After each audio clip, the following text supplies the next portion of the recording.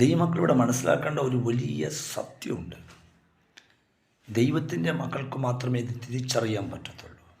എന്താണ്? ക്രിസ്തുവിനെ ആരാധിച്ച് സേവിച്ചുകൊണ്ടിരിക്കുന്ന, വിശുദ്ധ ബൈബിൾ പഠിക്കുന്ന ഒരു മനുഷ്യന് മാത്രമേ ഈ സത്യം മനസ്സിലാക്കാൻ പറ്റുള്ളൂ. കാരണം കർത്താവ് പറഞ്ഞൊരു വാക്കാണ്.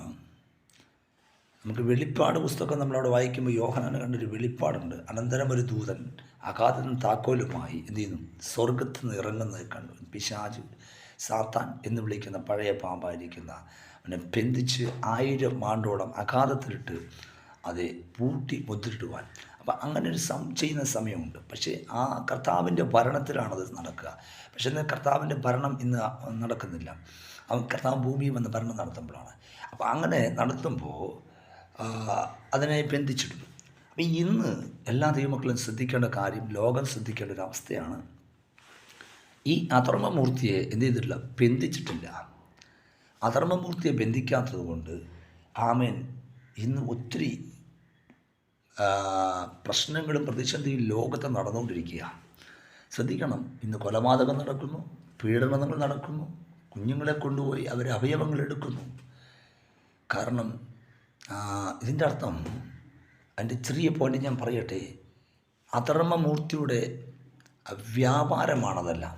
പൈശാചിക ശക്തി അത് ചെയ്തു കൂട്ടുന്നുണ്ട്. കാരണം അധർമ്മത്തിൻ്റെ മൂർത്തിയുടെ എന്തു ചെയ്യാം, അവൻ്റെ ആ വ്യാപാരത്തിൻ്റെ തുടങ്ങിയിരിക്കുക. അപ്പം അതുകൊണ്ട് ഒരു കുടുംബത്തിൻ്റെ അകത്തളത്തിൽ സമാധാനമുണ്ടാകത്തില്ല, സന്തോഷമുണ്ടാകത്തില്ല. എന്നും പ്രശ്നങ്ങളുടെ നടുവിലായിരിക്കും, കടഭാരങ്ങളായിരിക്കും, മരിക്കാനുള്ള പ്രേരണ അകത്തുണ്ടാകും. അങ്ങനെ ഒത്തിരി കാര്യങ്ങൾ, ഒത്തിരി ഭാര്യ ഭർത്താക്കന്മാരുടെ ജീവിതങ്ങളിൽ അവർ തമ്മിൽ എന്ത് ചെയ്യുന്നു? കോടതി വെച്ച് പിരിയുന്നൊരു സാഹചര്യം ഉണ്ടാകുന്നു.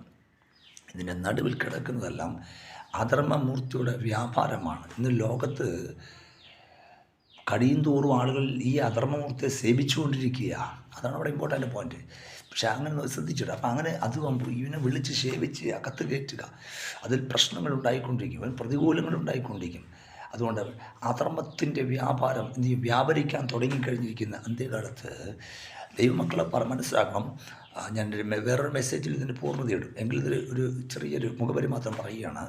കാരണം മനസ്സിലാക്കേണ്ട കേസെന്ന് ചോദിച്ചാൽ, പിശാച് ശക്തമായി പോരാടിക്കൊണ്ടിരിക്കുന്ന ഈ സമയത്ത് പ്രതികൂലങ്ങളും ഒറ്റ ഇമ്പോർട്ടൻ്റ് പോയിന്റ് ഞാൻ പറയും. ഇതിന്ന് രക്ഷിപ്പാൻ, ഈ അധർമ്മമൂർത്തിയുടെ കയ്യിൽ നിന്ന് രക്ഷപ്പെടണമെങ്കിൽ ആമേൻ യേശു ക്രിസ്തുവിനെ സ്വന്തം രക്ഷിതാവായി സ്വീകരിച്ച് അവനെ ആരാധിച്ചേ മാത്രം പറ്റുള്ളൂ.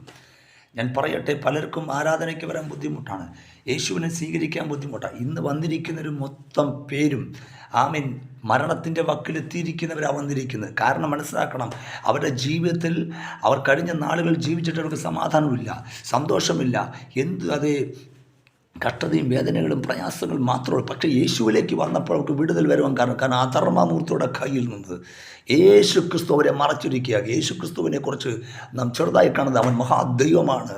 രക്ഷപ്പെടാൻ ഒരു മാർഗമുണ്ടെങ്കിൽ, സമാധാനത്തിൽ ഒരു മാർഗമുണ്ടെങ്കിൽ, മരണത്തിന് വിടുവിക്കപ്പെടുന്ന ഒരു മാർഗമുണ്ടെങ്കിൽ അത് യേശു ക്രിസ്തുവിലാണ്.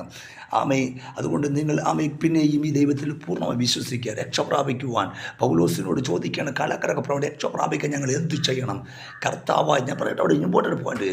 അപ്പോൾ പൗലോസ് കാലാകൃതി സൂപ്രണ്ടാണ്. അദ്ദേഹത്തിന് അവിടുത്തെ ജയിലിൽ അനേകരെ കൊണ്ട് അറസ്റ്റ് ചെയ്യുകയും അവിടെ തടവിലാക്കണം അയാളുടെ ജോലി. പക്ഷേ ഒരു കാര്യം മനസ്സിലാക്കേണ്ട ചോദിച്ചാൽ, അദ്ദേഹത്തിന് സമാധാനമില്ല, സന്തോഷമില്ല, കുടുംബത്തിൻ്റെ പ്രശ്നം, പ്രതിസന്ധികൾ.